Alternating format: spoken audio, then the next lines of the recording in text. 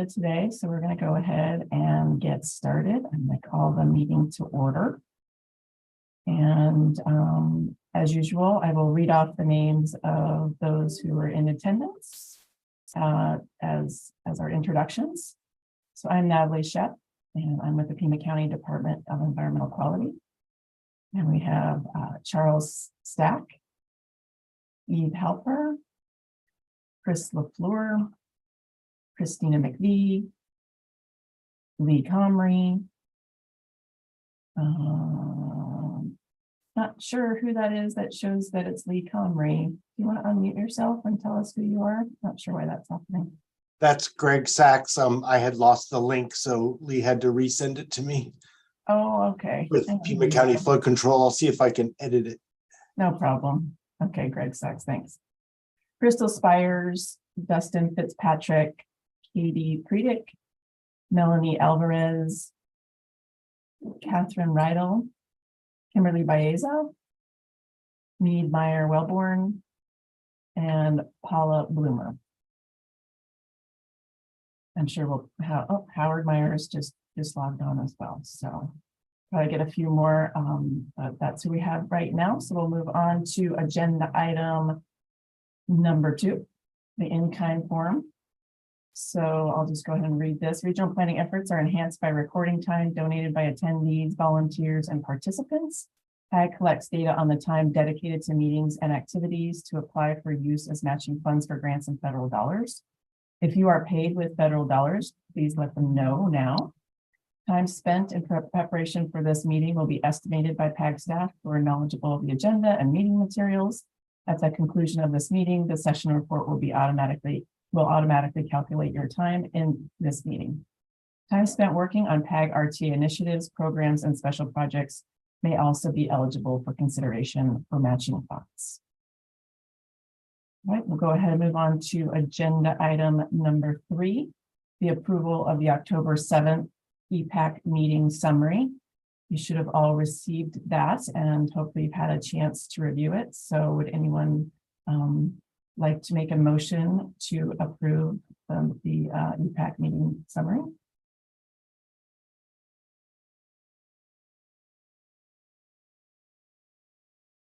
You need to unmute yourself. Oh, hi, Chuck Stack. I move that we accept and approve the meeting summary. Wonderful. Anybody second? I second. All right. All those in favor of approving the October 7th meeting summary, say aye. Aye. Aye. Aye. Any opposed? All right. The meeting summary for that meeting has now been approved. All right. We'll go ahead and get started with our first speaker. He's from Greg Sachs from the Pima County Flood Control District. Greg Sachs has been an environmental planning manager and community rating system coordinator since 2004. And he is going to provide us with updates on the Pima County Floodplain Management Plan and address the recent wildfires and work done to evaluate impacts and flooding risk. Greg, go ahead and take it away. Okay, thank you, Natalie. Can you guys hear me well? Yes. So I'll dive right in because there's a lot to talk about, and I know that we don't have a whole lot of time, but I also wanted to say that some of you may know me. I work for PAG as a project technical assistant under Claire Zucker, probably in about 1993 or so. Worked on a manual that related water quality to land use issues. And then I spent a long time with the Tohono O'odham Nation, at which time I served on the regional council on behalf of the nation at PAG, and went during formulation of the RTA, worked on a lot of the long range transportation plans. So, now I do floodplain management planning, and Christina McVie is certainly extremely familiar with what I'm going to talk about. She's on the planning committee that the district has that guides this effort. And then Eric, also I was about to say deputy director, but as of yesterday, our director has also asked me to talk about floods follow fires, which I'm intimately involved with. So I'll dive right into it. And, the floodplain management plan is the guiding document for the district. Although the first time we adopted a formal one was March 2020. The board of Supervisors first authorizes us to undertake the effort, names the stakeholders who are going to be involved, and then we undertake the effort. So there's both initiation resolutions and approval resolutions that give weight to its recommendations that we then carry forward budgeting time.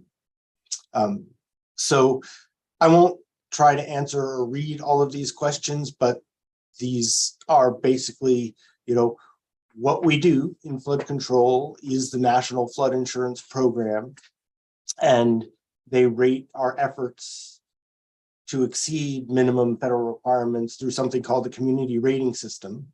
And it does credit how we work with other issues tied to water, including natural beneficial functions of floodplains, water quality, water supply, etc.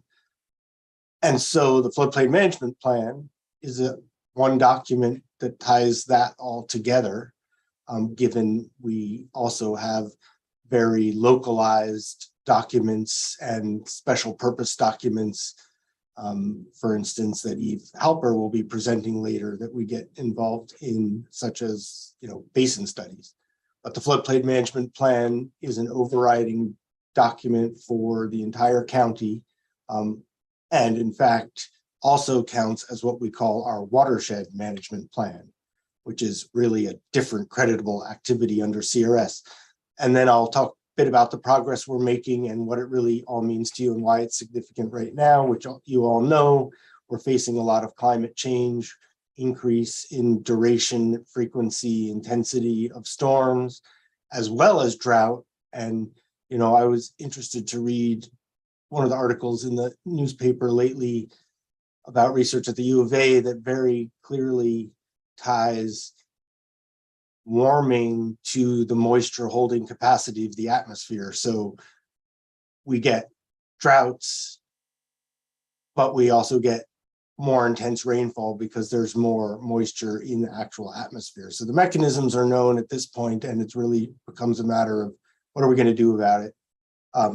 Since the Bighorn Fire 2020, we've had 2 floods in a row that impacted houses and nursing homes up in the foothills, which surprises some people because of the steep slopes and soils up there. A lot of us think about the flooding occurring in the city or the broad flat floodplains or along the major rivers, but we've got significant canyon issues as well.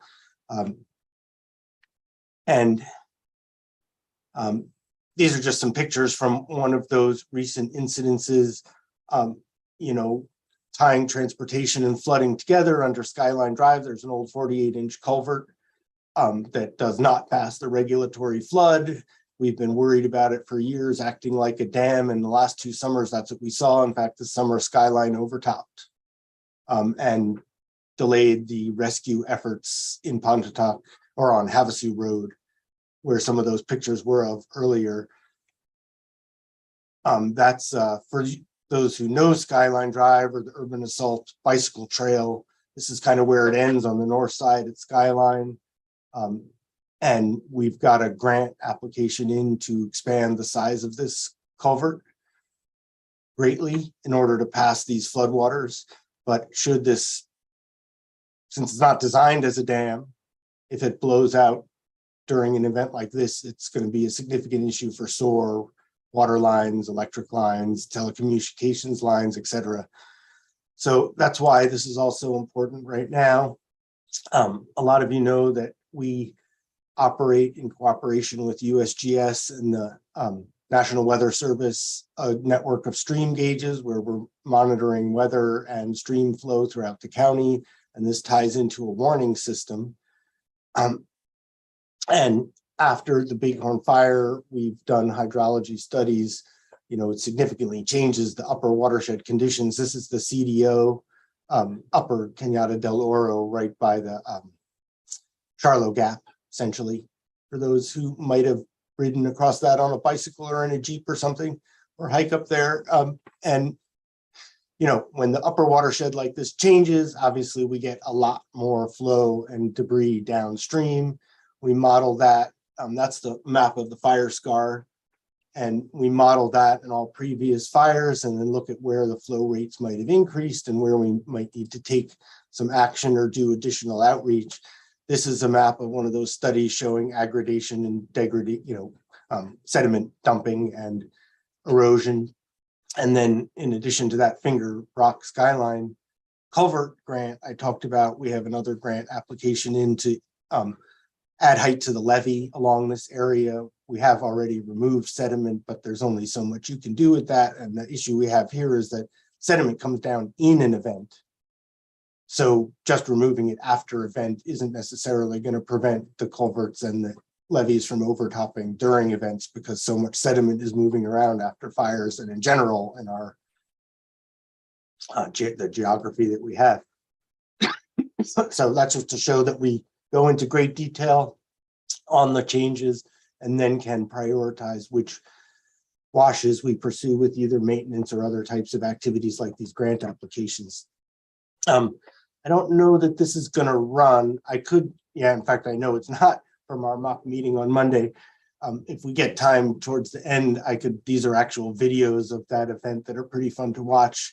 But what I want to say about it again is that not just in the city, not just in the flatter urban, older developed areas where the roads are the washes, but in the foothills and out in Navajo Valley, we have these distributory flow patterns, lots of houses built before regulatory issues. And, in this particular case, we're now looking at, in fact, I'm writing today grants to acquire these houses from the residents that have said they would like to get out, because this event last summer resulted in evacuations of a nursing home and 8 other residences. People had about 2 or 3 feet of water in their houses, including the nursing home where people were evacuated in wheelchairs. And, even up in the foothills where you think the wash network might be well established, it's moving around. And the roads are capturing the flows. And that's kind of what you can see on the floodplain map down there where Finger Rock crosses Columbus. I don't know if you can see my cursor, but that's where Finger Rock crosses Columbus, Coronado, where it first comes out of the national forest.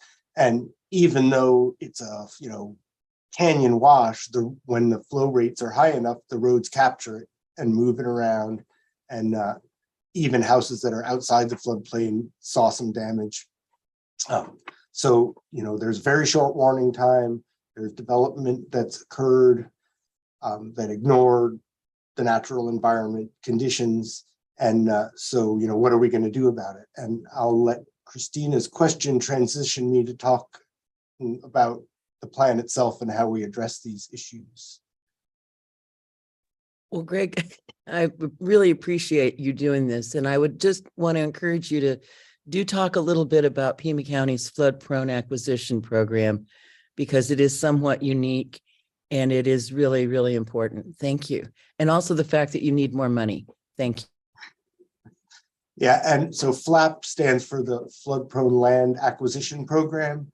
And that, and in addition to all the open space acquisition efforts through bonds and regulatory issues in the Sonoran Desert Conservation Plan, are one of the reasons, if not the major reason, we score so well. So the way the National Flood Insurance Program works is like any other federal regulation. It establishes minimum standards that communities must meet. And then, of course, in Arizona, there's some differences between counties and cities about how we get to exceed state standards or not. But following on federal legislation, there's state legislation that we go by. And in Arizona, they've given taxing authority to flood control districts, which enables us to fund a program to acquire property, as well as our regulatory efforts. So really, that was the first path to our success. And when I talk about success, community rating system is used by a lot of people have probably heard of Verisk Analytics. It's a national, worldwide organization that determines insurance rates for flood, fire, building construction in general, and does safety studies and loss avoided and future flood risk studies all over the world. They rate us an annual audit. It's kind of my main job here at Flood Control these days, now that I'm not doing so much with entitlements. But we are out of 10,000 communities that participate in the National Flood Insurance Program by adopting a floodplain ordinance. We rank in the top 1% of communities for our efforts to exceed the minimum requirements. So even though we're a county, because we have state statutory authority as a flood control district, we're able to exceed state minimum and federal minimum standards, just like municipalities. And we do that to such an extent that our property owners or residents who have flood insurance get a 45% discount, which is a significant. So that's what the NFI, the CRS really does, is it rates each community and then sets insurance rates for flood insurance within those communities. Pima County gets a 45% discount. City of Tucson, I think it's 15%. So we really do very well, exceeding federal standards. And a lot of that had to do with open space. So like I said, it's a point system. It's written by insurance agents. So it's actuarial and quite complicated, but essentially it results in flood insurance discounts. These two columns on the right have changed now because some of you have heard about risk rating 2.0 is the acronym, but people think of floodplain maps as floodplain maps. They're really insurance rate maps. And now under risk rating 2, they no longer use those maps to determine rates. They've gone to a real risk determination method, which we're skeptical of, but the CRS discounts now apply everywhere. And FEMA is reevaluating whether to even call their maps flood insurance rate maps anymore, because really they're going to go back to a true risk product since their maps wouldn't be used in insurance anymore. But it does, so our 45%, our 35% discount applies all over the county now. So the way the point system works, and I don't know how I'm doing on timely, but I won't go into this at all in detail, but this is a spreadsheet going back a couple decades about how we've ranked every 3 to 5 years that we get audited. And what you can kind of see quickly in the colors is that when the program first started in the early millennium, it was all about outreach in blue, educating the public, telling them that they're in the floodplain, informing property owners of the risk they're exposed to when they're buying. Then in around 2010, we built our warning systems, but we really saw a big improvement in our rating in the green after the 2004 bonds allowed us to purchase so much open space. And in addition, with the Chuck Huckleberry Loop, what that really is, probably everyone in the room knows, is our maintenance path on top of a levee that gets used as a multi-purpose recreational amenity as well. And that was established because, we do collect property taxes in all the jurisdictions. We're not really just an unincorporated Pima County entity. We collect property taxes in all the jurisdictions. So we do studies and CIP in all the jurisdictions. And we get by ordinance 50 feet from the top of bank of all major water courses, which are those over 10,000 cubic feet per second. So the Rito, the Pantano, the Santa Cruz River, Sabino Canyon, et cetera. We're getting 50 feet from the top of bank, no matter what jurisdiction we're in. And we end up owning a lot of the floodplain in addition to the open spaces in the upper watersheds. It's really where our score jumped up from a class 5 to where we are now as a class 3. But we didn't meet prerequisites in emergency response or floodplain management planning. And that's why we initiated those efforts, in addition to the fact that it's just good management practice to have a plan, as well as along with the paradigm shift from, sort of highly engineered structured to more natural approach in floodplain management that allowed the point system to credit open space. We're shifting to response and resilience, and how do you deal with crises when they occur, not just trying to avoid them in the first place. You know, we were kind of all about avoiding floods. And now we know that they will occur in some places with climate change, and how do we become resilient to that, and how do we respond to them is kind of a increasing activity for the district and why we score so well. So Lee, how am I doing on time?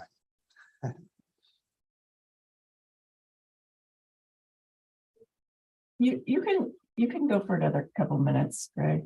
Okay, so I want to hear from you. Natalie, thank you. Mhm. It's a little, I don't have my language chairperson and all of that down like I do at the board. It's a little harder on Zoom to know who properly addressed. But so, you know, most of you know what we're really doing in flood control. And, you know, obviously this is more a diagram from Wisconsin or something.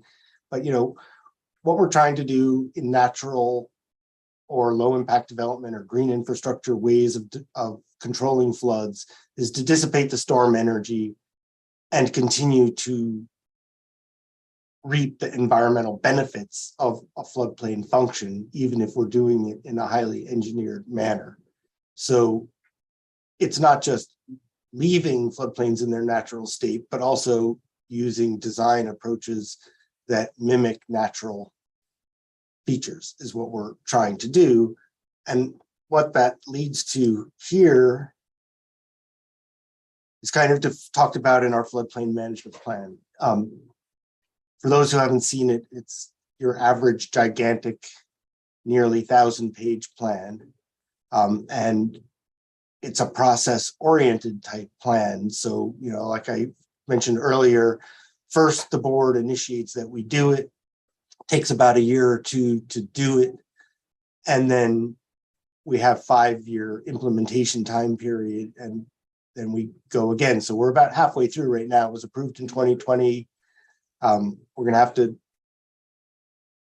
update the entire plan via this process again in 2025. So that'll probably start towards the end of 2023. Like I said earlier, Christina, as well as Mead, and others at PAG and in this room are on our planning committee, and we don't have a formal invitation out right now, but it is a public committee and one that needs more participation, like so many of us get on multiple committees.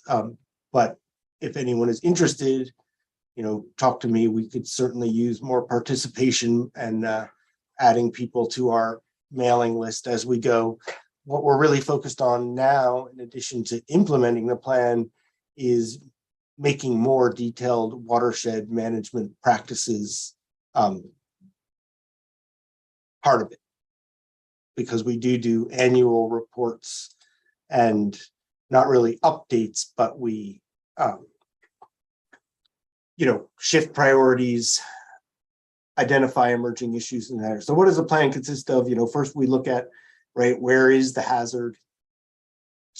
And actually, before that goes away, this little map on the lower left here, that's all the land we actually own. So that's, you know, one of the reasons we've been so successful, right? And really the whole way CRS works is they put the acreage of the floodplain mapped here on the right in the numerator, and then everything we do to protect that in the denominator, and you're trying to have a high ratio in the score. That's a simplified way to look at it. So we've done, you know, we operate, and this is one of the regional services we provide, is we operate an extensive geographic information system. These are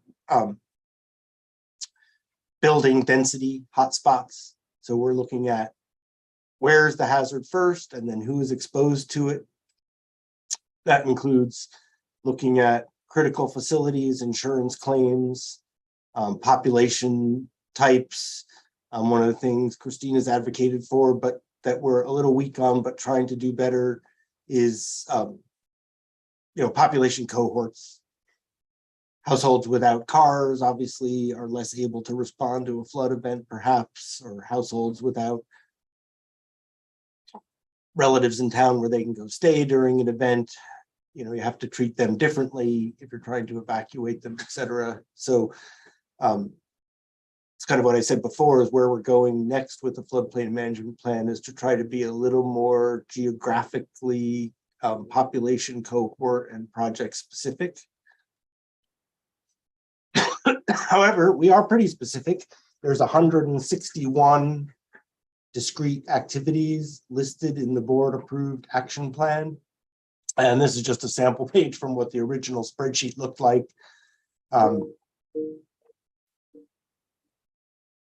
Have to ignore a phone call.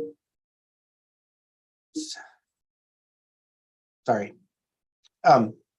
So the left column is just a reference number. The main action column are the big district-wide activities like operate, inspect, and maintain flood control lands and facilities. But then you can see in the third column, we're listing specific channels and what the issue is within them, and then what watershed that's in. There's 28 separate watersheds in the plan. And then these goals over here, that's from our ordinance essentially, although the planning committee that Christina's on, we identified one additional goal which had to do with climate change, hasn't been added back into the ordinance yet. But this is part of the scoring, is that each goal you set, you know, you have to have activities to reach that goal, right? So there's 161 discrete, or excuse me, 102 discrete projects in the plan and 61 county activities. And there's a web page for it. And there used to be, well, there still are tabs for each of the 28 watersheds with this map that you see on the screen, where each of the projects listed in the plan are color coded as to whether they're planned, underway, or complete. And each year we send out brochures to the floodplain residents with these, but we're moving to a dashboard so that they're not just static maps. There's now one of these ArcGIS dashboards on the webpage where you can just zoom around and look at a watershed and pull up information about projects that might be of interest to you. And that's why I think I'm presenting here today is, you know, what can we do with PAG and its partners? Is any of these discrete activities you see that your organization is interested in, we can look to partner on. And, you know, you can look at the plan and see exactly when it's scheduled to be done over the next 5 years or not, and help us keep track through participation in our planning committee of whether or not we're achieving those activities. And what I guess what I should show is, so what I do with that original spreadsheet each quarter is update a spreadsheet like this that gives a narrative progress report on each of those 102 activities and color codes it to make it a little easier to look at and so forth.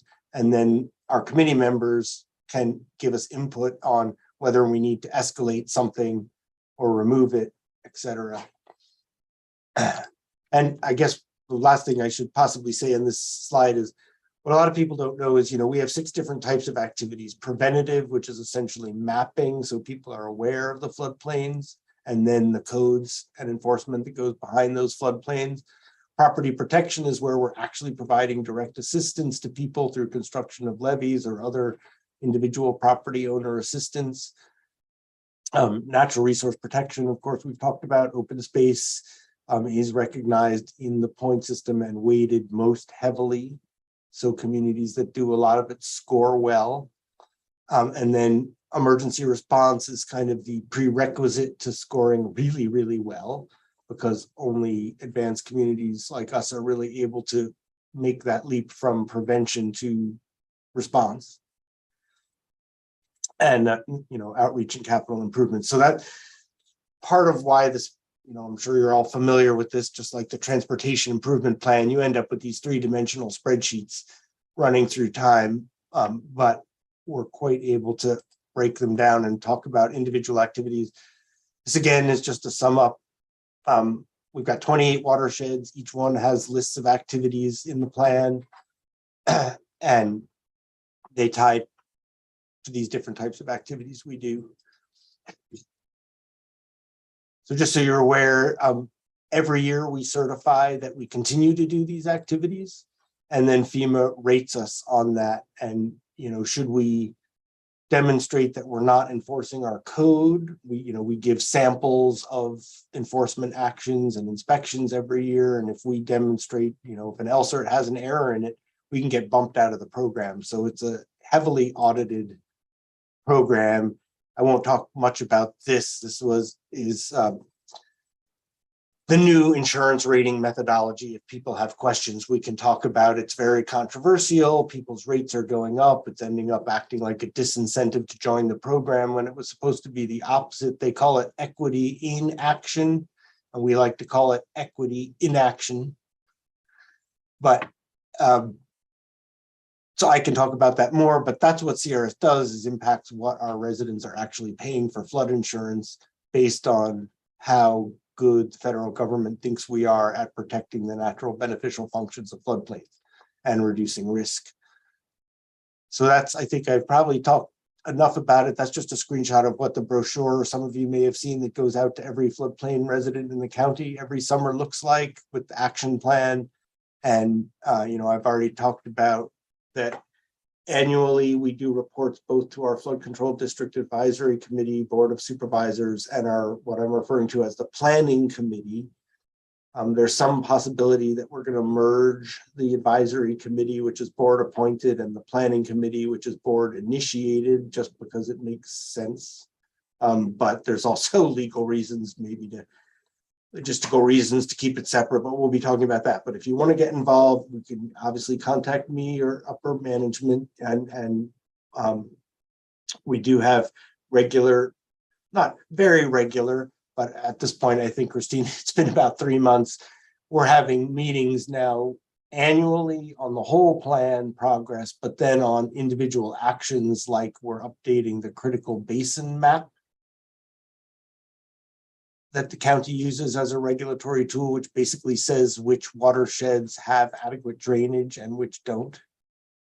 And then we have another one of the goals is to come up with future conditions, worst case storms and long duration storms. And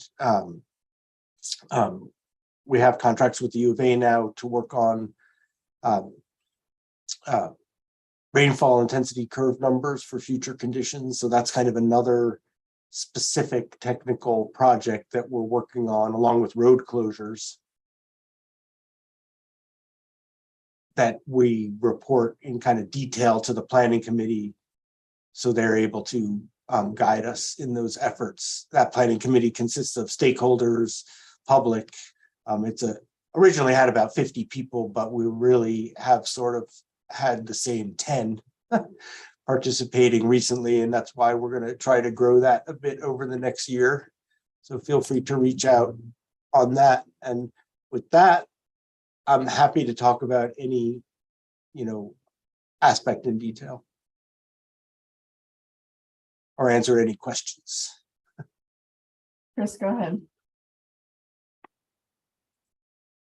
Could you just maybe briefly also discuss the interrelatedness of this plan with access for emergency services? So providing all weather access via transportation planning, and just the integrated nature of this kind of planning process throughout the county and the multiple jurisdictions, because I think PAG is ideally suited to, foster conversations that appreciate how interrelated it is, and how decisions made about transportation and upgrading different, like you were talking about the culvert, how those are real critical issues for our community as things progress. Yeah, so Pima County used to enforce through ordinance what's known as all-weather access to new development. But what happened was, places like Opera Valley, that would have meant that developers couldn't get entitlements without improving Sendaria Road all the way up to I-10 or Ajo all the way into town. So these days, and also state, property rights issues led us to the point where we require all-weather access within a site, such as a subdivision, but not necessarily to a site. In fact, I used to be involved in writing rezoning conditions where we would say, you know, build this bridge on Saurita Road off your site. And of course, that wasn't something the developer could control, so it ended up being a problematic issue. So in our floodplain management plan and in our response planning activities, we work a lot with the Office of Emergency Management, and we've done analyses and are currently working with the Pima County Department of Transportation to correlate road closures to rainfall and tie in directly to Waze, so that when you're looking at your GPS on your phone, you're getting current road closures based on rainfall and stream flow. You know, our problem is once the stream is flowing, it's a little late for the warning. So we get very little warning time, but it's the sheriff who closes roads and the departments of transportation that open them. So, and then we're the ones who provide the warning that the sheriff should go out and close the road, as well as telling the Department of Transportation that the water has passed and they should go out and look to see that the pavement's still there and the road can be reopened. So all this gets worked through. The floodplain management plan has a couple action items to identify where these road closures occur, establish a better warning system, and also look at areas that get cut off during times of flooding for routing. First responders themselves have some problematic issues with that, where they're not able to route themselves because they don't know where the actual current road closures are. So that's something we're working on quite actively. There's a committee, we're doing statistical studies, but then operationally, it's a communications issue.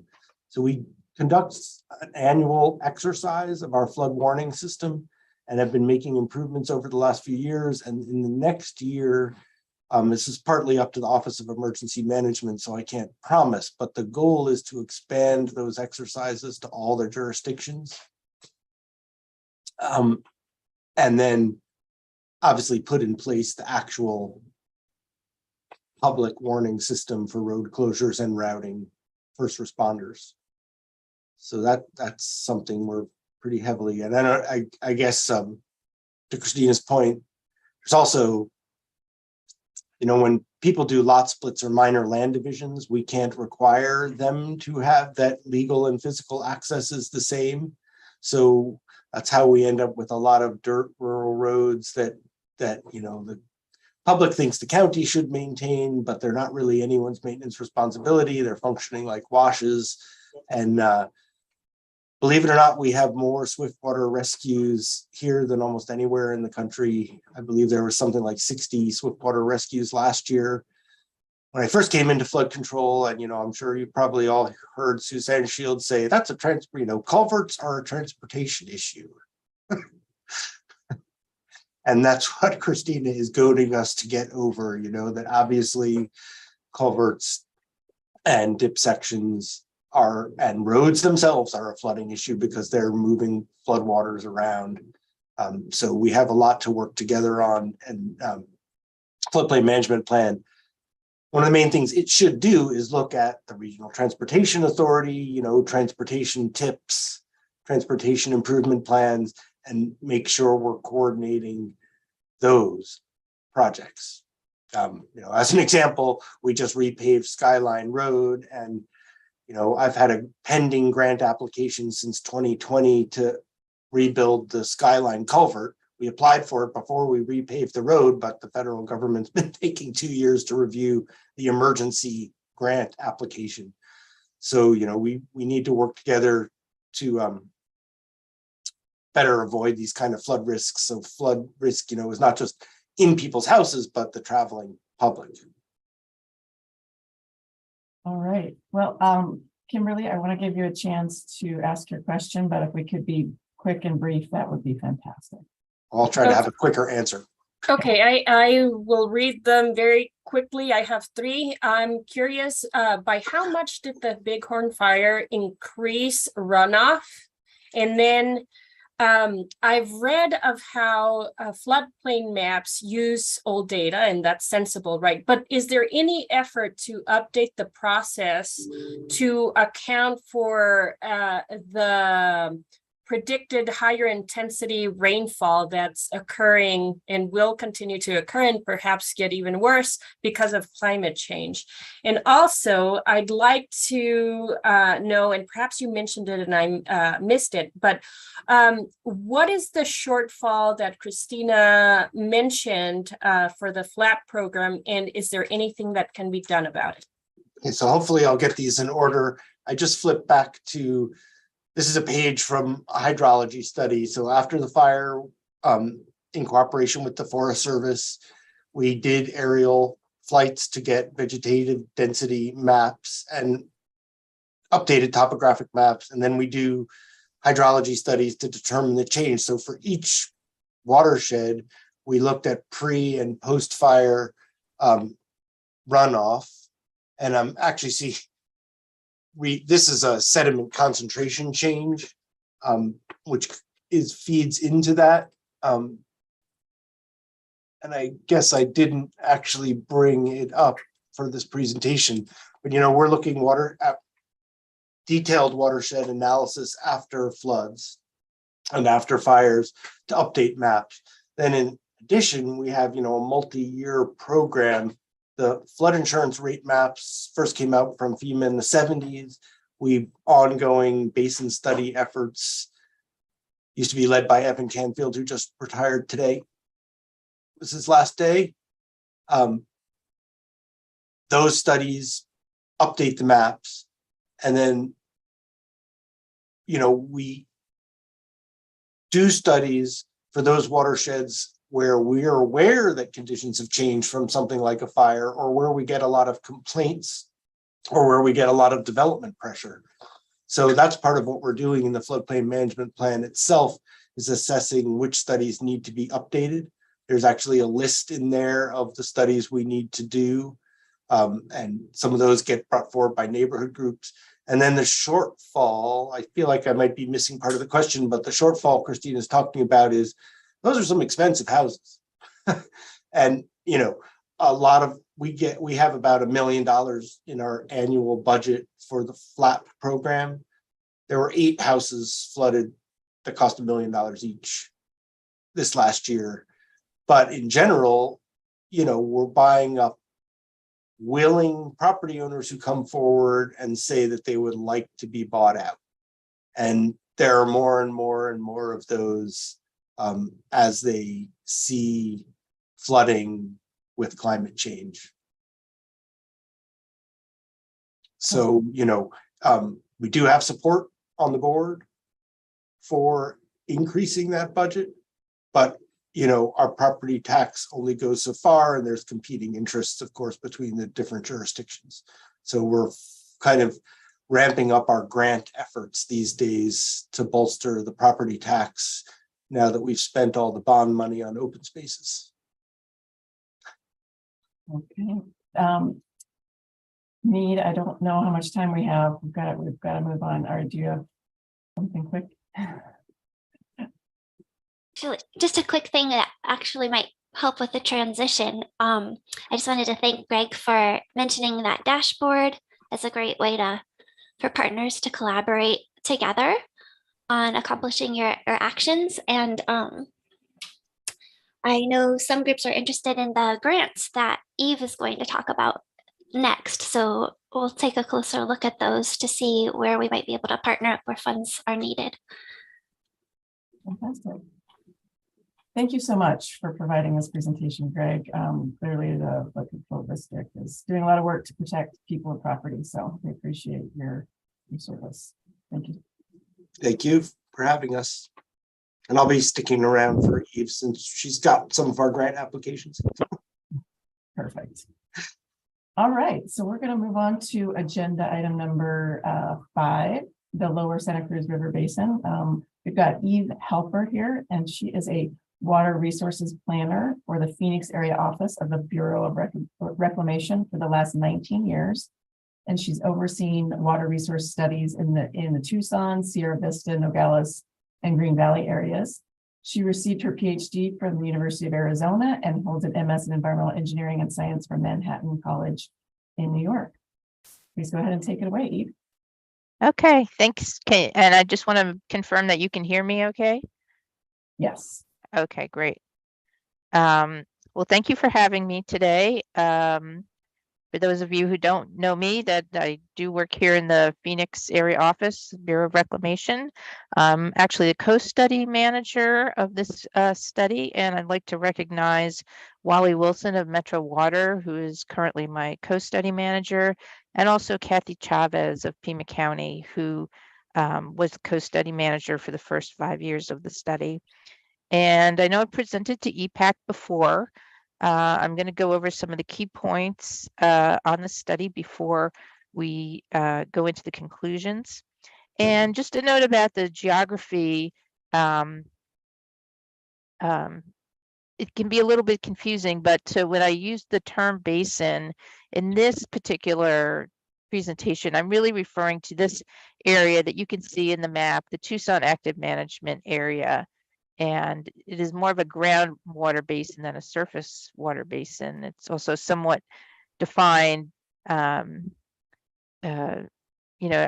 it has some human aspects to the shape as well as natural features, but that's the area that we're focusing on in this study.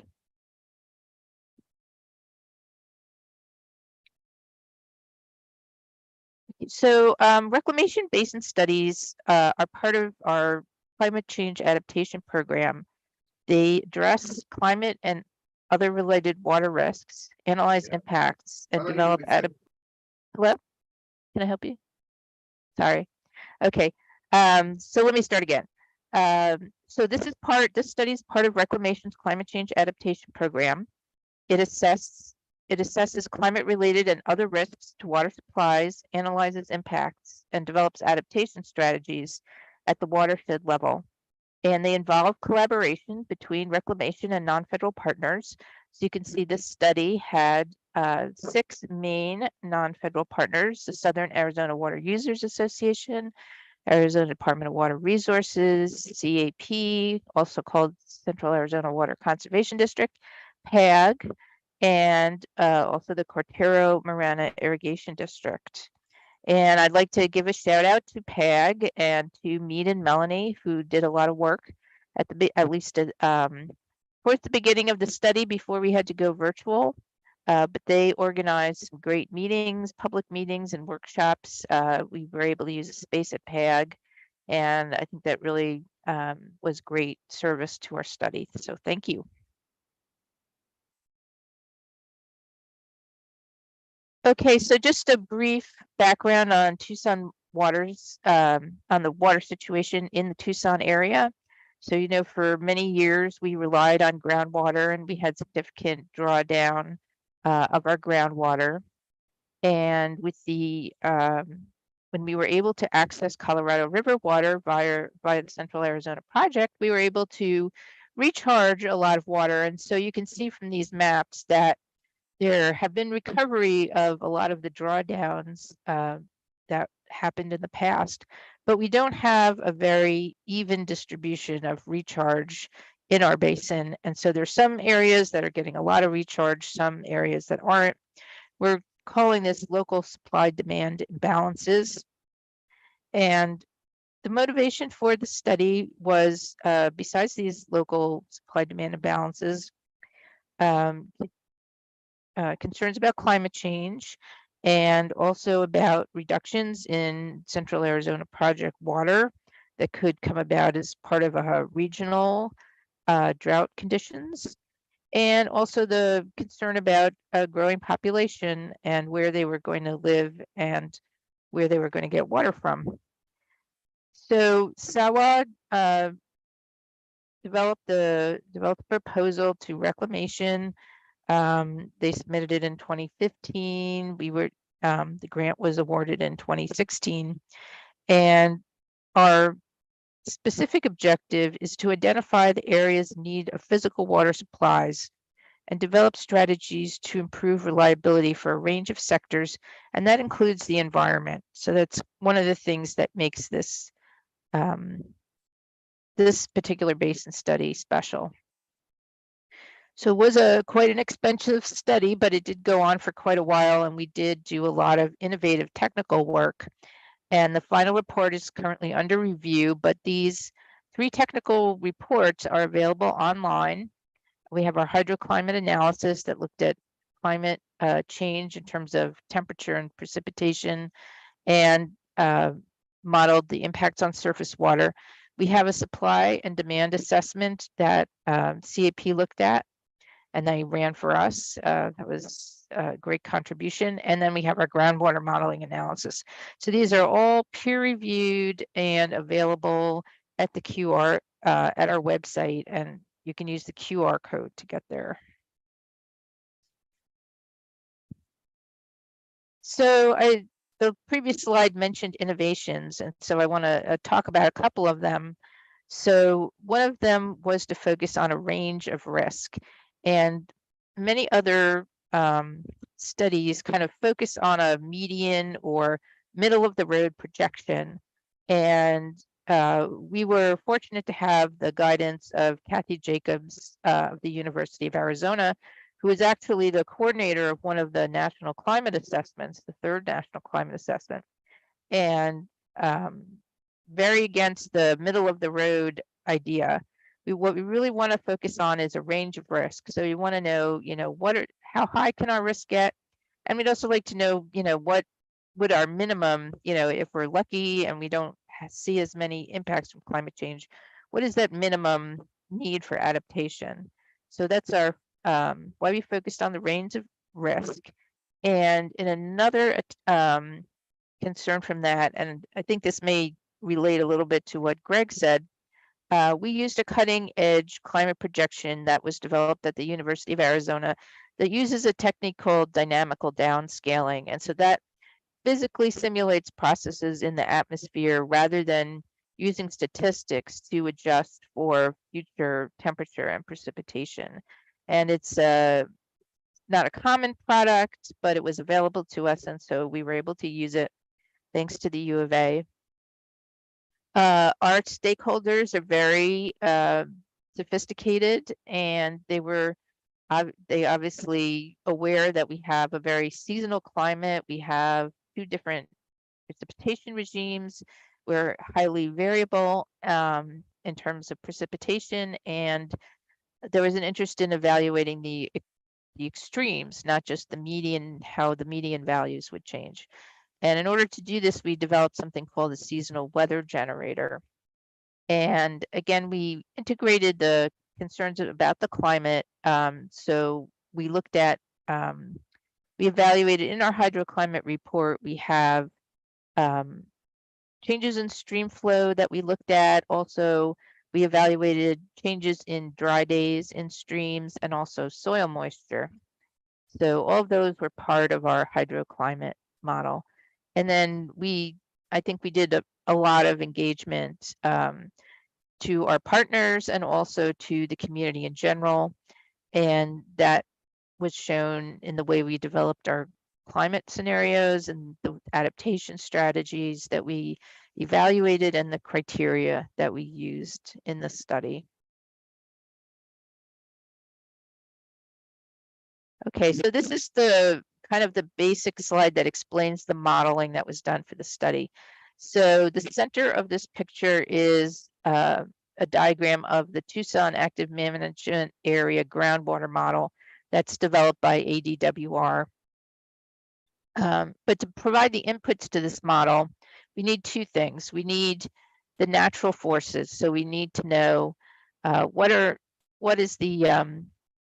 of recharge are we going to receive naturally that we would get from precipitation, runoff, and infiltration.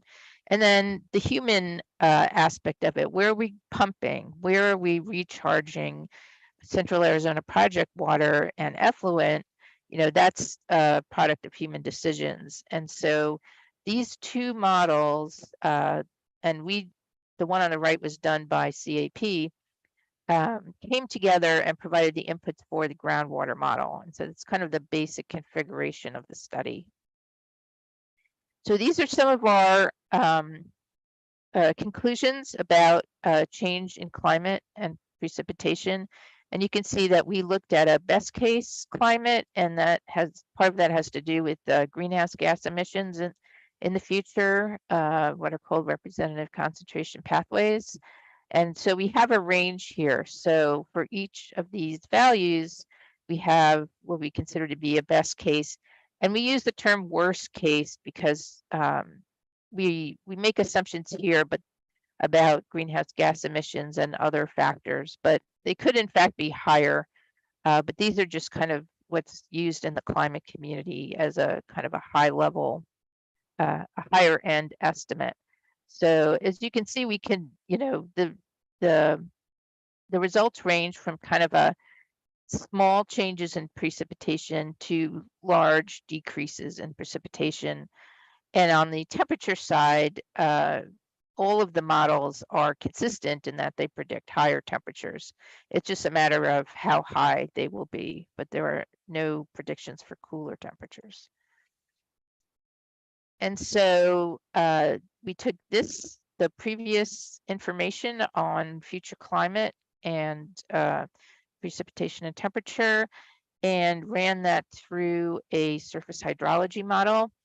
And I just want to point out that the geographic area that we used for this model was different than the Tucson Active Management Area. The Tucson Active Management Area is defined by the state of Arizona. The basins are defined by the modeler. So there was this difference in the geographic area that was modeled.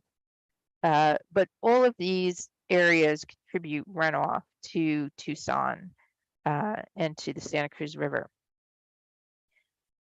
And so I mentioned that we had tried to incorporate variability into our projections to be consistent with the type of climate we have here. So one of the things we developed was called a weather generator. We didn't invent it. There are lots of weather generators, but we built one specifically tailored to the climate of this area and its 3 seasons: the dry season, the monsoon season, and the winter rainy season. So we were able to develop seasonal projections of changes in stream flow for each of these best case and worst case. And here we were able to look at 2 different time periods.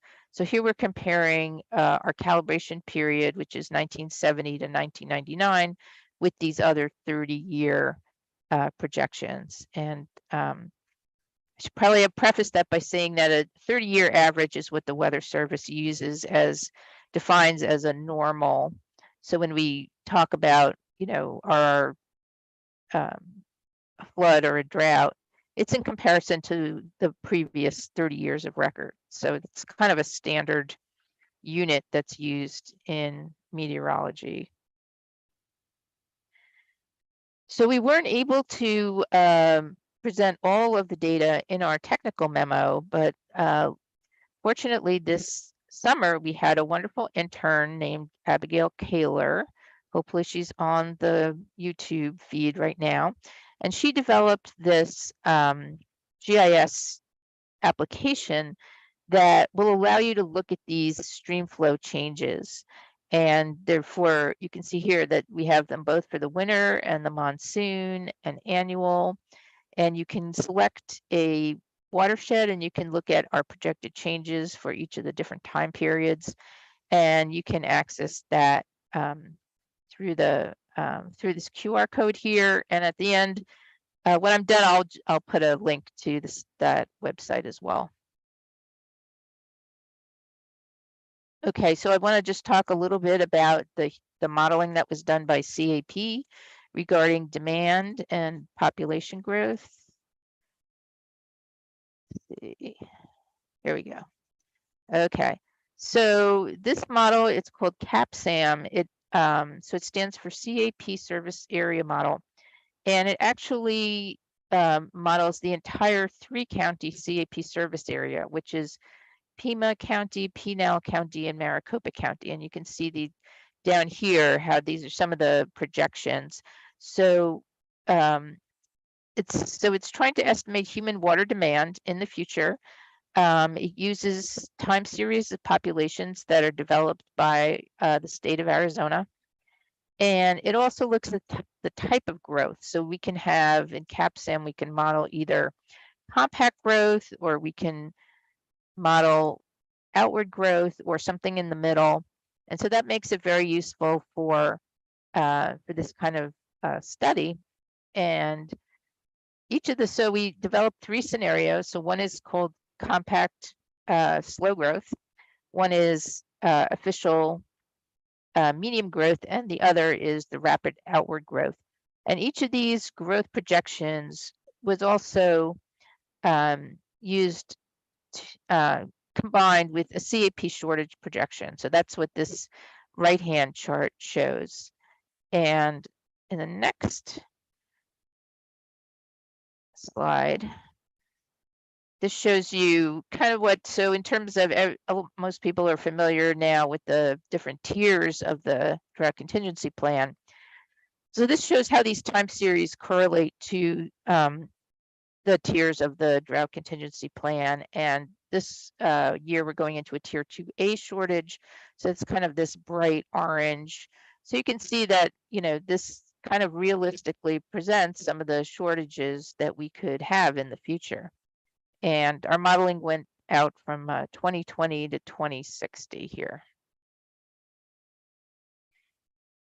So what we did was we put together 6 projections altogether. So we had our growth projections developed by CAPSAM. We had our best case and worst case climate, and we had our current climate. And we could have developed 9 of them, but we felt that 6 was sufficient.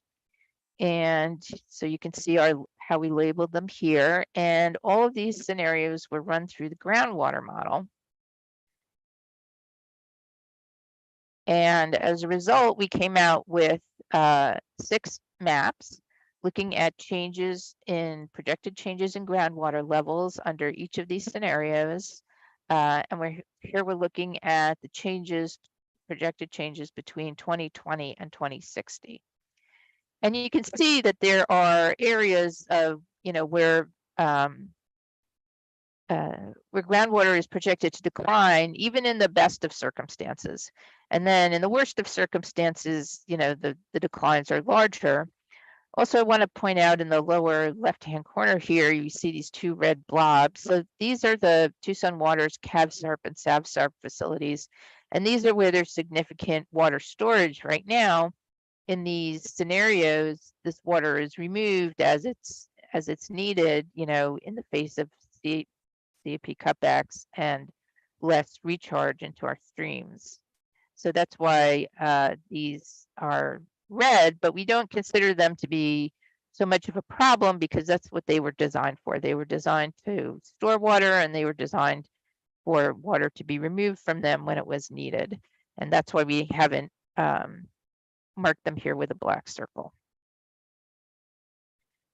So here's another map of what we're calling our areas of concern, these areas of projected drawdown under our worst case scenario, scenario F. And there were basically 4 of them. One in the Kenyatta Saddlebrook area. We designated the Sabina Canyon, Tanca Verde, even though it's not projected to fall very much, but because it is, such a popular area, and it has a lot of our remaining riparian areas. The southeast Tucson area, also at the edge of the basin, doesn't get a lot of natural recharge, and so it's very susceptible to pumping. And the Green Valley area is kind of interesting. We have a lot of recharge going on there, but we also have a lot of pumping mostly due to mining. So it's kind of a complex area as well, but we felt that that was an area that would be in need of adaptation. So here are some of our adaptation strategies. If they target an area of concern, we looked at ways to bring water to that area, whether it was treated wastewater, CAP water, or reclaimed water. And we also looked at possibly expanding groundwater savings facilities where we bring renewable resources to offset agricultural groundwater pumping. And then we looked at some of these other more regional strategies. So, and I want to thank Marie Light for all her work developing these, and Mead as well, developing some of these alternatives that we evaluated. So we looked at household level stormwater collection. We looked at large basins, and some of these actually came out of Pima County's flood control report that Greg just discussed. And Mead provided us with some information on upland restoration. And finally, the county actually has looked at building their own desalination plant and pipeline from Mexico, which is obviously a very humongous project, but they have a concept paper that describes that. And so these are the evaluation criteria that we used in the study. And you'll notice that there are both market and non-market criteria here. So some of these we were able to put a cost to, like the capital and operations and maintenance cost. And then others we defined on a scale of, I believe it was 0 to 3 here. So we asked also about, quality of life benefits, benefits to water quality, benefits to riparian areas. Are we using existing resources? And so all of these went into the evaluation of each of these strategies. And I'll just show you, this is what the results look like. And the take-home message from here is that, there's probably no one silver bullet strategy, and the desal pipeline obviously has a lot of implementation barriers. So that's something we can't really count on, but probably we could use a mix of these. We have different strategies targeting different areas, and we might want to include some regional strategies when it comes to adaptation planning. And all of these have their costs and benefits, and could be championed by different organizations, as part of a comprehensive adaptation plan. So just a quick summary of the take-home messages. Probably won't surprise you to know that temperatures are predicted to increase. A median precipitation could increase or decrease. But with increased temperature comes, as Greg put, increased demand from the atmosphere. So increased precipitation would have to overcome the impact of increased temperature in order to make it overcome the drying that we expect. And so that's not really likely to happen. And what I didn't include here is that we do expect storms to be more variable. So we do expect longer periods of drought. We expect more intense storms, and we expect them to be bigger than we're used to seeing them. Due to the patterns of growth, we expect groundwater levels to decline under all scenarios in some parts of the basin, but the extent depends on where growth happens and where recharge occurs. And I guess as well, obviously shortages to the CAP and the intensity of climate change. And there are many adaptation strategies available to address these supply-demand imbalances. And we think it's a really good time to start thinking how we can adapt for ourselves and also for the natural environment that we care about in this area. And I can take questions, and then I can say a few words about our new grant opportunity. So Greg has a question. Go ahead. Oh, I didn't mean to raise my hand. Did I raise it? Well, it looks like, Kimberly, is that your hand from before? Do you have another question? Okay. Hand from before, sorry. Okay. And Charles? Hello, Eve, thank you. That was just a bounty of information. One thing I've been interested in for our region is stormwater harvesting. Reason being, I have worked with people that did that in Africa. where they literally would line valleys with geotextile and convert natural features into, immense rainwater collection, systems for the burgeoning growth that they have in Africa. And it sounds like you mentioned that the Pima County floodwater plan discussed the use of large basins. Did I hear you correctly? Is that the type of thing? Because the floodwater, it sort of goes all over the desert floor and through the washes and evaporates, and some of it percolates into the groundwater. But if we could kind of pass it through our system, water distribution system and population, I think we could possibly take advantage of that for make up for the loss of cap water. I'll shut up now. Thank you. Well, I guess it all depends how much CAP water and how much, how many basins you build.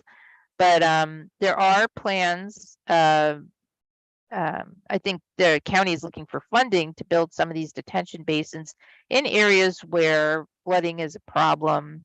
And there would be obviously some infiltration that would take place in those basins.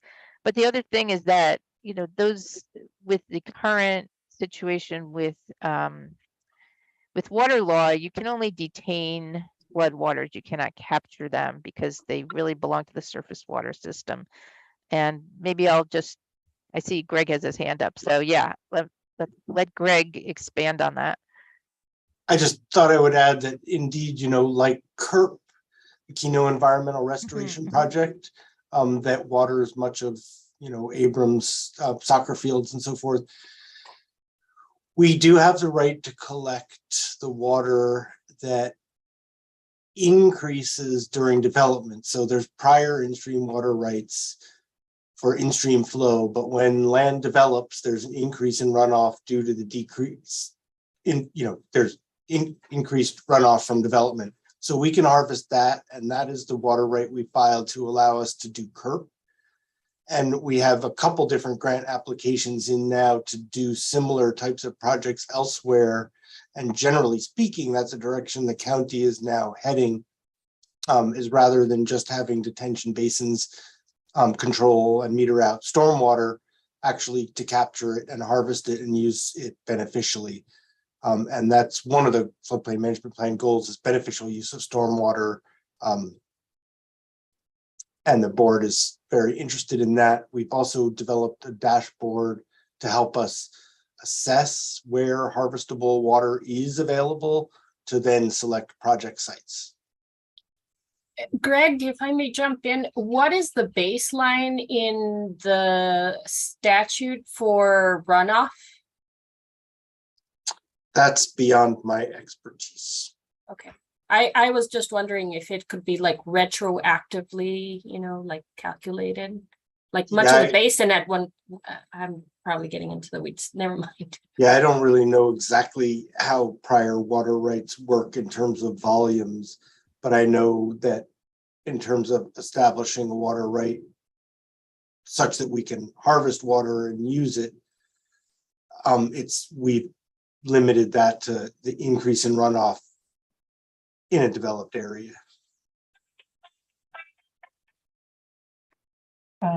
You put your hand down, or Chris? Did you want to say something, me, or go after? Okay, Chris, go ahead. I was wondering if either Eve and or Greg could talk a little bit about the paired watershed study Dr. Laura Norman did.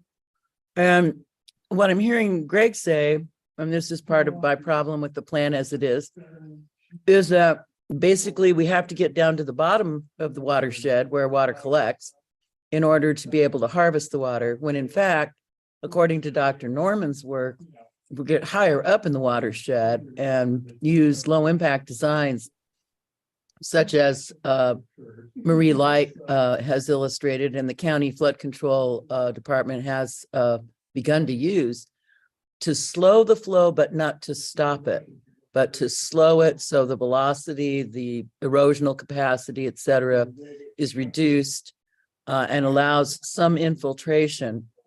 That can go a long way to restoring the health of watersheds. And how do you see us being able to incorporate that kind of technology and approach to the watershed issues we face? Thank you. So that is really not my area of expertise. And so I think Mead can probably speak to that, and possibly Greg as well. That's a great segue because that's sort of the area I was hoping to mention as well. You may have seen on one of the slides that we did an uplands adaptation strategy, and that one was ranked really high among the stakeholders for its cost effectiveness and benefits to our watershed. And we based a lot of that on Laura Norman's partnership in putting together that analysis. So the concept is just what Chris was describing, that we need to make not only our uplands more resilient to local drought, and not just like the shortages on the Colorado River, but the local drought they're experiencing, and that it benefits the basin as a whole as well. So it's sort of an ancient strategy that we're just continuing along the way. Does that sort of address what you were saying, Christina, or are you thinking about additional? Well, I'm thinking, yeah, and I really appreciate your leadership in this regard and the Heritage Waters and all the work you've done in particular, Mead.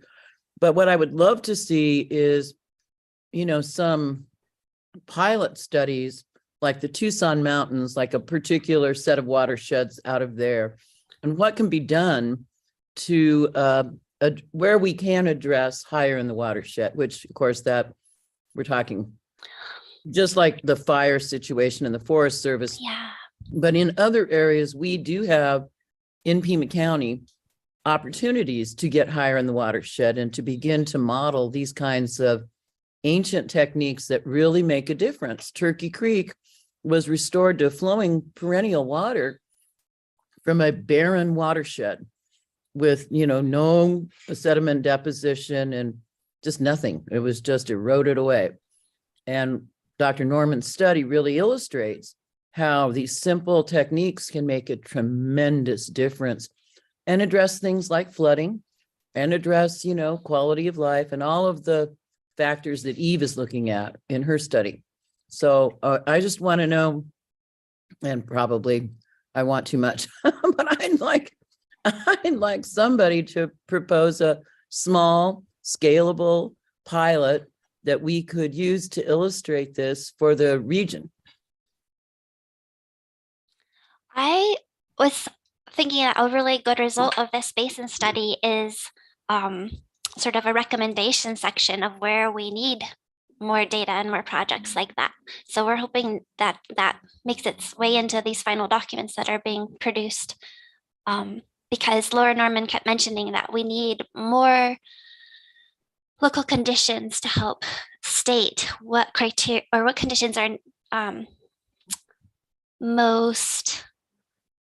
have the most success of restoring a creek when you implement these low impact designs. She knows it works in some systems, but you know, she doesn't have all the data to show exactly where it works every time and what the quantities of benefits would be. But I think that and would we be... have different micro ecosystems and watershed conditions throughout Pima County. You know, they are, because of our topography, very diverse. Yeah, so it would be great to be able to implement and apply some of this on a small scale to better evaluate techniques that might benefit us as conditions continue to change. I wanted to just add some thanks to Eve and all Lindsay Barrett and all of your team for providing this opportunity to include those environmental elements in the basin study. The surface water and soil moisture models might not get as much attention as the groundwater modeling in this study, but they were really valuable to the environmental aspects, helping to lead to some of the concepts that Christina's talking about. And I wanted to say congrats for being on the home stretch with your final reports, Eve.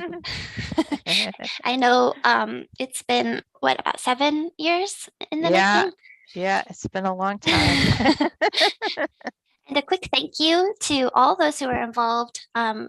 For the first 4 years, PAG, I ran the environmental sub team, and a lot of members of this group were a part of that. We pulled from the people in our committees to be on that and the stakeholders team. So thanks for all your hard work. It wasn't forgotten over the years. I had one last question if we have time. Is that okay, Natalie? Sure. Maybe not. Yeah, go ahead. Okay.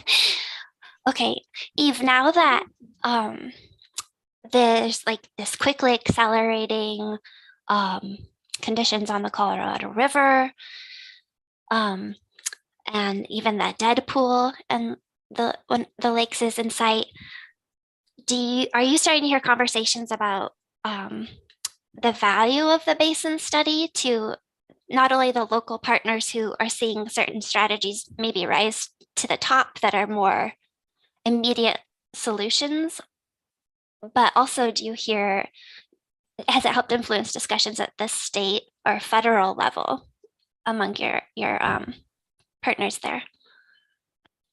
So I would say that, you know, the whole situation with the Colorado River is very serious, and people are really looking to head off a crisis. So they're really looking at short-term measures, I think, at this point in time, but we will need to look at long-term measures. And I really haven't, because we've been, you know, writing up this report for so long, I haven't really had a chance to make a lot of presentations about the study, about the final report and the final conclusions. But I think that they, you know, when we sort of get our bearings, I think we have to, you know, we're going to have to adjust to having less Colorado River water, and then the conversations will begin about, well, what do we do, you know, in the, you know, how can we use other water resources and be more efficient, and, you know, use less water overall, but also use, you know, some of the sources that we don't usually turn to because they've been, you know, more expensive or harder to collect, that kind of thing.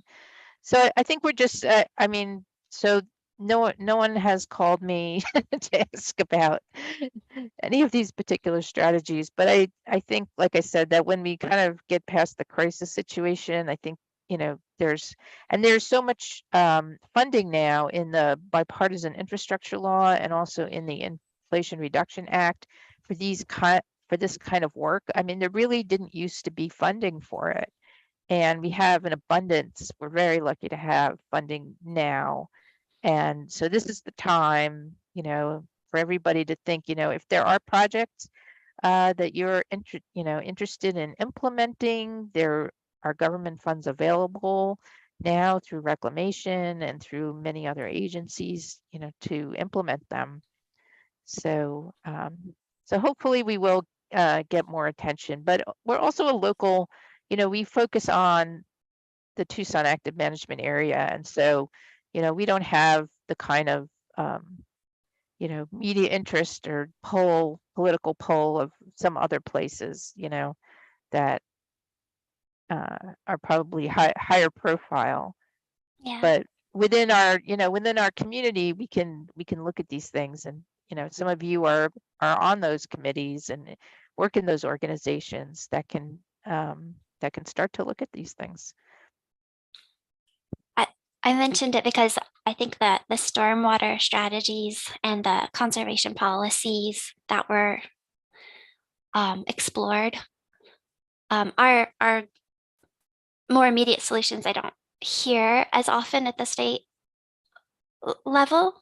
And so I think it's great that those conversations are occurring locally for the more immediate and affordable solutions that we can use. The state is actually starting to look at stormwater harvesting because they, I think they've realized there's a need, you know, and so that stuff is just beginning. I think ASU is part of that effort, but I think you'll see a change there. That's at least what I've heard. So do I have time? If I can always come back and talk about these grant opportunities, but they're going to open pretty soon. So I think it would be good if we could just go over the couple of slides that follow this presentation. Yeah, Thanks. Before he does that, I'd like to, I definitely want you to do that. And Mhm. I wanted to say in answer to Christina's question, I like the strategy. So most of the grants we've applied for were to do water harvesting. You have to do a cost benefit analysis and show that you're offsetting potable water use directly, which can sometimes be difficult to prove. Christina's suggestion for a pilot study to demonstrate and Mead's suggestion that PAG could help identify where those would be appropriate would be a great thing to feed into our floodplain management plan and say that in, watershed X, apply for a grant to do a pilot study to demonstrate the effectiveness of water harvesting on flood control, because that's what we don't have a lot of justification to prove that water harvesting actually provides a flood control benefit, which is why we're about to update our ordinance and we're trying to determine if we can start to require some water harvesting. But in order to do so, we need to be able to demonstrate that it has flood control benefits. So, the grants we chase, it's hard to prove right now that we're offsetting potable water use, but a grant to do a pilot study, I think, is one of the categories that would probably be really successful. So maybe Eve can help us answer that question. So Greg, I just want to mention to you that I'm not sure if you are familiar with Neha Gupta, who now works with Kathy Jacobs at the U of A, but she completed her PhD in hydrology, and she actually did look at that question within the Tucson area. So I would definitely point you to her and her dissertation work and take a look at it. great. If we could be brief, we are running Okay. against time here now. Okay. All right. Okay. There's only 2 slides here. We have many grant programs, but this is the one I wanted to highlight. It's a new program for reclamation, so you may not have heard about it, called our Environmental Water Resources Project. And as Greg pointed out, usually our grants are focused on water efficiency, but this one actually is focused on environmental benefits. And the key here is that we look for projects that are developed through a collaborative process and part of an established plan. So, not something that somebody came up with, the other day, but that something has been vetted through the community and has been, endorsed as something that a lot of people are behind. Who can apply for it? Well, here's another change.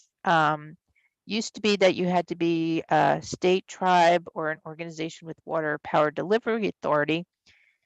For this grant, nonprofit organizations can apply and they can partner with one of these water and power delivery authority organizations, or they can apply by themselves if they can't find a partner. And the funding, so there's always a cost share with reclamation grants. Well, I should say there's usually a cost share. In this case, the cost share can be between 25% and 50%, depending on the amount of funding requested and who's applying for it and other kinds of criteria. And so up to 3 million is available in federal funding projects. And I see the bottom of, there we go. Okay. And yeah, 5 million or less. So these are kind of big projects that we're talking about, but I wanted to make you aware of them. The notice of opportunity is supposed to come out this month. And that gives about 6 to 8 weeks usually to submit an application. So I realize that's a short time, but if you have something, sitting on the shelf, this might fit the bill. And let's go to the next slide here. Okay, so these are just some examples, and here we have, watershed management or restoration projects that have a benefit to species and ecosystems, conservation projects that result in water savings and benefit ecological values, improvements in either infrastructure or water management improvements that benefit ecological values or improve the condition of a nature-based feature. So this is not a research grant, but this is, a grant for some place where we know that we have, something that will improve the environment and we want to implement it. So I can give you more information on that to anyone who's interested, and you can go to our Reclamation Water Smart site to learn more about it. And you can also sign up for our Water Smart mailing list. Another way to look for our grants is to go to grants.gov and search on reclamation, and all of our grant opportunities will come up that way. Fantastic. It's great to see that there's funding that's coming available that help address these issues. So that will be really great for the members of this committee to know and seek out. All right, And thank you so yeah. much, Eve. That was Okay. really, really great and very informative. Thanks for all the work you put into that over many years. I appreciate it. There's my contact information. Wonderful. All right, then with that concludes my presentation. Thank you so much. All right, we will go ahead and move on to agenda item number 6. Do we have the one pager that I submitted for this?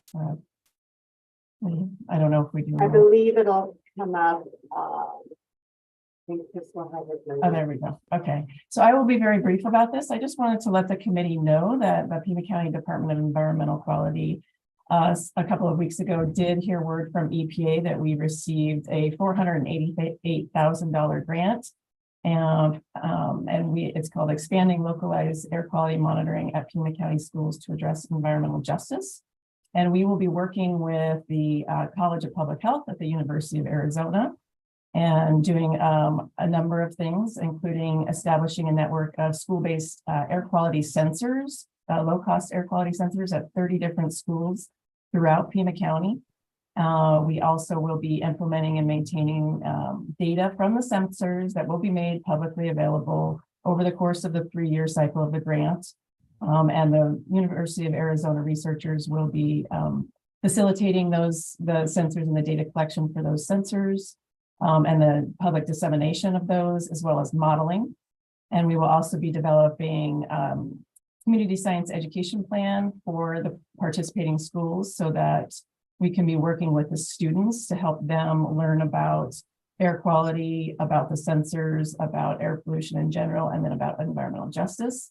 And the goal will be to try to ensure that we can collect data at a more localized level throughout Eastern Pima County at these various schools, and then be able to make some comparisons in air pollution levels at a more local level.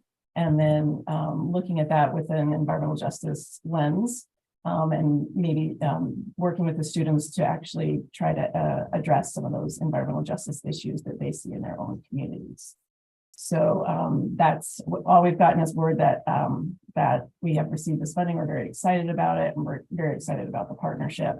And as we progress, I can bring more information back to this committee. Chris?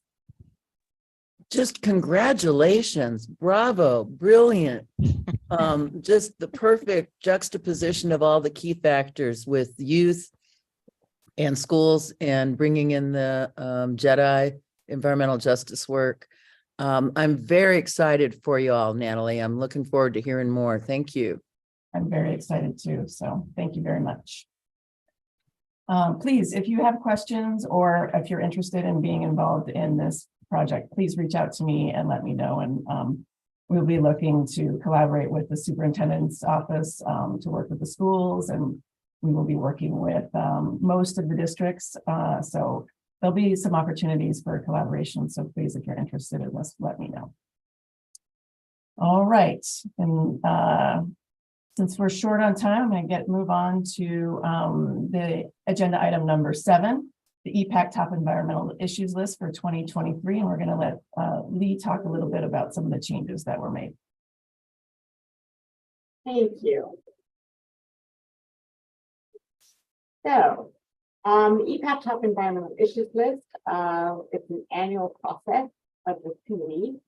And this list serves as a guide for topics to be addressed in the upcoming year and identify the opportunities to coordinate on these issues. There we go. All right, so a draft was sent to EPAC and subcommittee members in mid-November. And the text that was included as part of your packet reflects the updated text from the approved 2022 list. And just as a reminder, this is an action item to approve this list for 2023. And the typical trajectory is that goes forward to the Price Executive Director and to Price Management Committee as a resolution item. Lee, you are sounding a little light, so if you could just speak up on the. Okay. Great. All right, is that all better? A little better, yeah. Okay. All right, so I just wanted to kind of briefly go over some of the changes that we've made based on feedback we received. Under healthy environment, the air section now reflects current air quality status, and it expands on the importance of alternate modes of transportation to reduce emissions. In the clean water section, we've expanded text on contaminants of emerging concern, such as PFAS, and the need for coordination given new and upcoming regulations. We've added innovative waste diversion, pilot programs and incentives to the solid waste reduction section.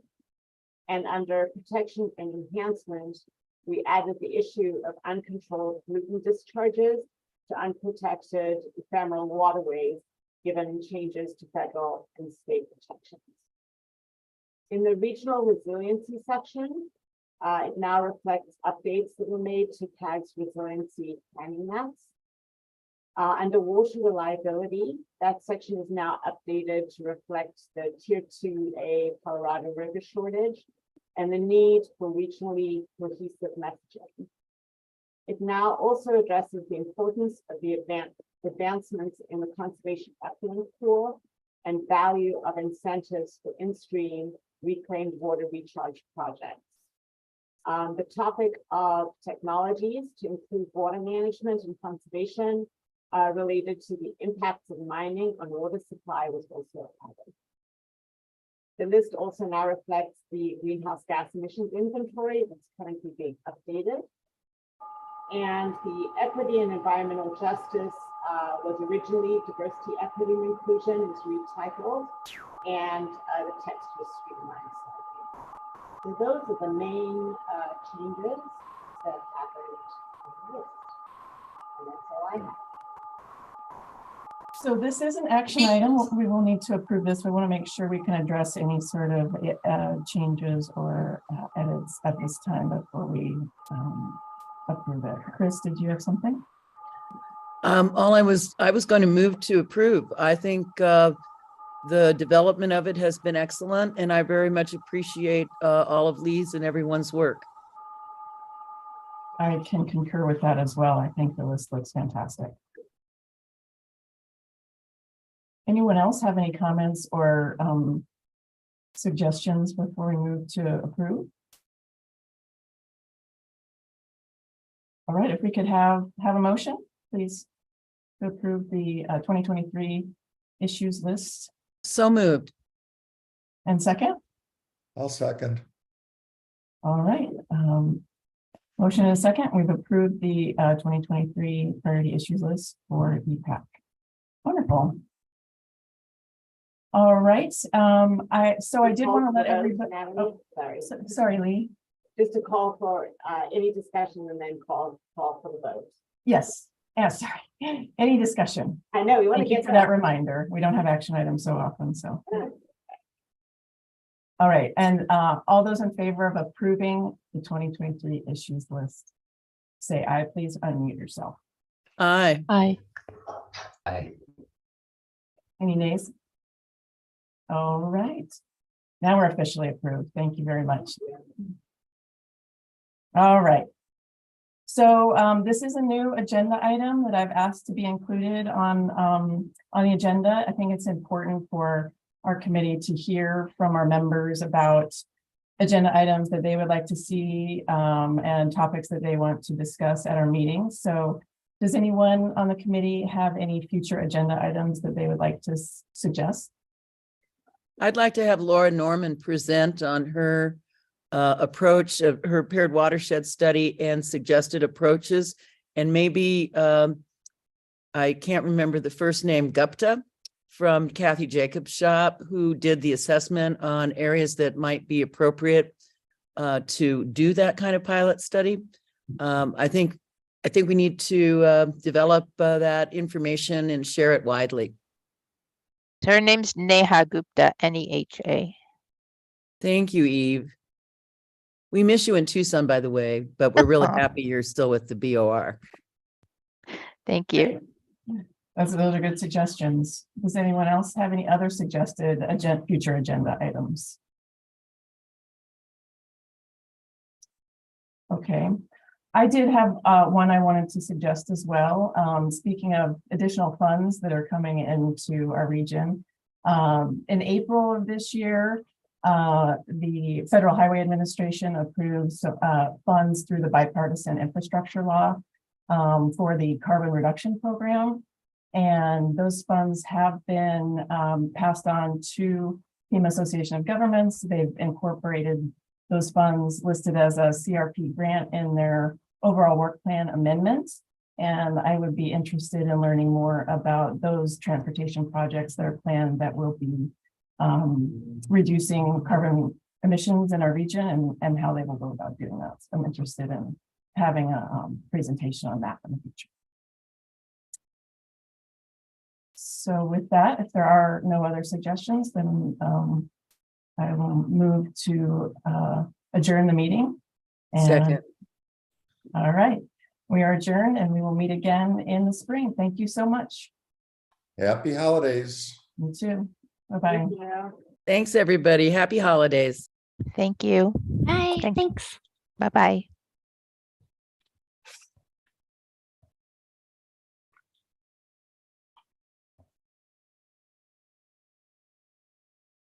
Great meeting, Lee. Good. Yeah.